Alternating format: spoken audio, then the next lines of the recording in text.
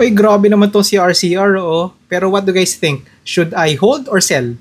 I was able to buy RCR at the breakout last month and now I'm up by around 10%. Ano nga ba nangyayari kay RCR at lumilipad siya ngayon? The mother company kasi na si Robinsons Land Corp is planning to do a property for share swap kay Robinsons REIT. Property for share swap?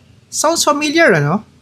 Well, actually yes, because that's the secret sauce that a REIT and Ayala Land Inc. has been doing in the past couple of years. Kaya lumipad din talaga ng gusto yung price ni A-REIT from 30 pesos up to almost 42. And now, RCR and RLC are doing the same thing.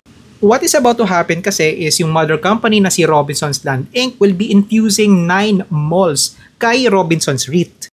And in exchange, Robinsons REIT will give 3.83 billion primary common shares kay Robinsons Land. And dahil rental and leasing ang source of income ng mga REITs, then that means in the future, pwedeng mas tumaas pa ang kita ng Robinsons REIT.